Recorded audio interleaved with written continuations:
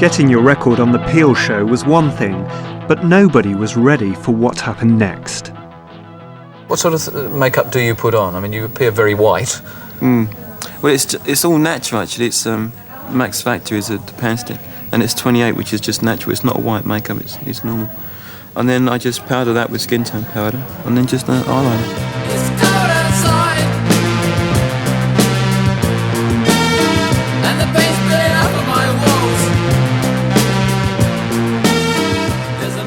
On the 24th of May 1979, the future finally arrived.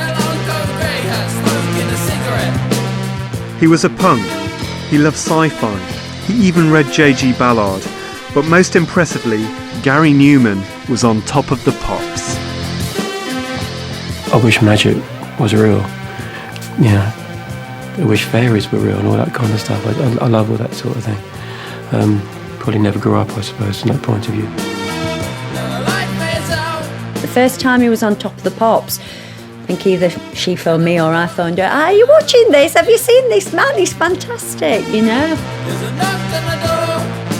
The look and the sound was so different. Sort of alien, wasn't it? I was in a lot of trouble at school. I was sent to child psychiatrists and things like that, which turned out to be apparently Asperger's. Felt more comfortable on my own. The classic loner, I suppose. Didn't go out drinking, didn't go out clubbing too much. So now I'm alone. Now I can think for myself. I went to a studio to make a punk album, which would have been my first album. And when I got there, in the corner of the studio there was a mini Moog. Luckily, it had been left on this sound, which is a huge, big, bassy thing, and the room shook. I just realised you can just press one key and all this other stuff happens. There was a massive amount of power in them and depth that I just never heard anything like it before. One note.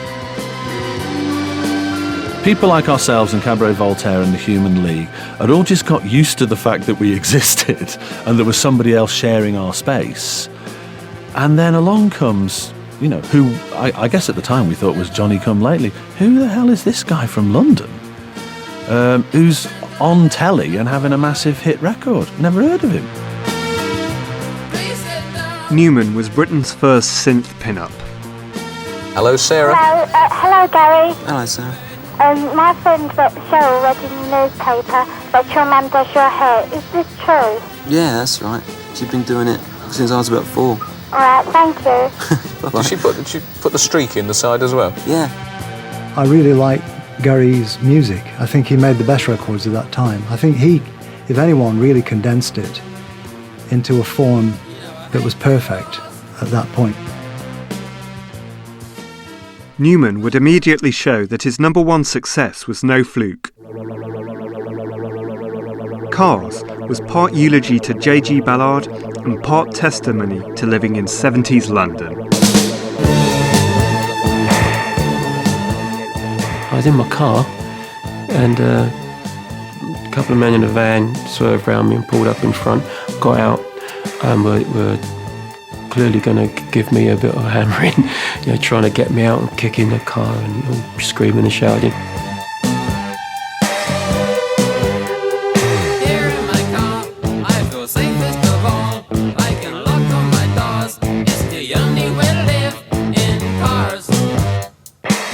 I was pretty scared, so I locked all my doors and I ended up driving up onto the pavement and shot along the pavement because I couldn't go anywhere.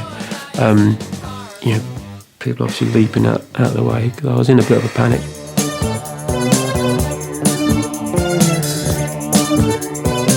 Cars is just about feeling safe in amongst people in a car because no one can get to you in your own little bubble.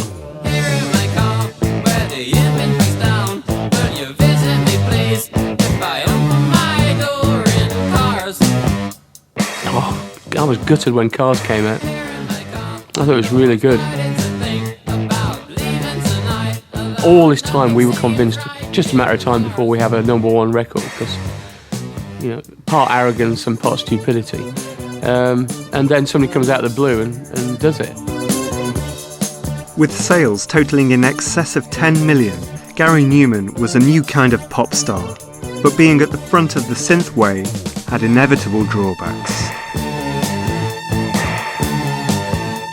The Musicians Union tried to ban me for, I think, the first year I was around because they said I was putting proper musicians out of work. Although I had to be a member to get on top of the pops. So, it caused me loads of grief, actually. The music press were pretty harsh. It wasn't rock and roll. It wasn't honest, it wasn't working class, it wasn't worthy, it wasn't earthy, it wasn't real, it wasn't sweaty, it wasn't manly, it was pretentious and pseudo-intellectual. And I am absolutely convinced that Numan's career was shortened by nasty, nasty vitriolic journalism.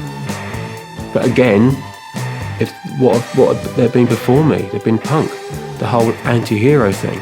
So not only was I doing electronic music, which I wasn't particularly pleased with anyway, but I'm standing up saying I want to be a pop star, love it. All this anti-hero stuff that went before that, I don't have anything to do with that.